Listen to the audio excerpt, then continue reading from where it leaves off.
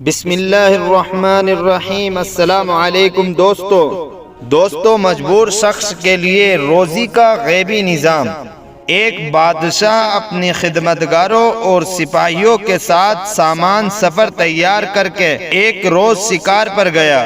جب وہ پہاڑ کے دامن میں دوپہر کا کھانا کھانے دسترخوان پر بیٹھا تو ایک شاہین نے اچانک آ کر اس کے سامنے سے بھنے ہوئے مرغ کو پلک جھپکتے ہی اٹھا لیا اور تیزی سے اڑتا ہوا چلا گیا۔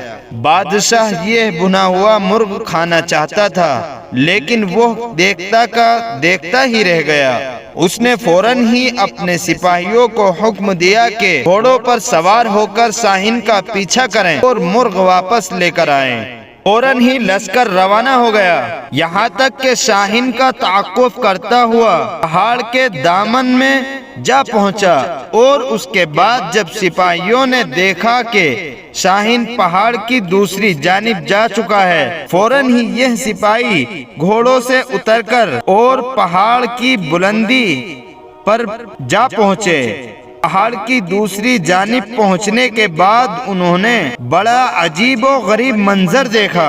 ان کے سامنے ایک شخص تھا جس کے ہاتھ اور پاؤں بندھے ہوئے تھے اور وہ زمین پر پڑا ہوا تھا، اور بھنا ہوا مرغ دسترخوان سے اٹھا کر لانے والا شاہین بڑے مزے سے اس شخص کی مہمان نوازی کر رہا تھا۔ وہ پرندہ اپنی چونچ سے گوشت نوچ نوچ کر اس شخص کے منہ میں ڈال رہا تھا، اور اس کے بعد وہ اڑا اور کہیں سے اپنی چونچ میں پانی بھر لایا۔ پھر اس نے یہ پانی بھی اس شخص کو پلا دیا۔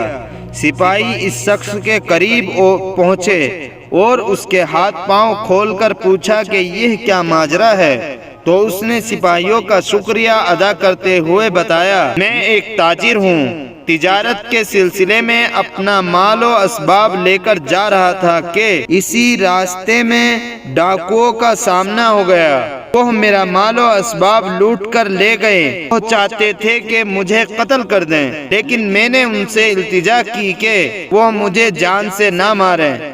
وہ کہنے لگے، ہمیں اس بات کا ڈر ہے تم کسی طرح وادی تک پہنچ جاؤ گے، اور اس کے بعد ان لوگوں نے مجھے اور میرے کھچر کو باندھ دیا اور چلے گئے۔ پھر دوسرے دن یہ پرندہ میرے لیے کہیں سے روٹی لے کر آیا، اور آج یہ بھنا ہوا مرغ لے آیا ہے۔ روزانہ 2 مرتبہ یہ پرندہ میری مہمان نوازی کرتا ہے۔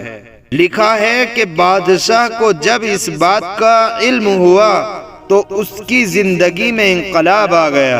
وہ کہنے لگا، افسوس ہے کہ ہم ایسے خدا کی خدائی سے غافل رہیں جو اس انداز سے اپنے بندوں کو رزق فراہم کرتا ہے اور اپنا نظام چلاتا ہے۔ یہ کہہ کر بادشاہ نے اپنی حکومت سے کنارہ کشی اختیار کر لی اور اپنے زمانے کا عابد و زاہد شخص بن گیا۔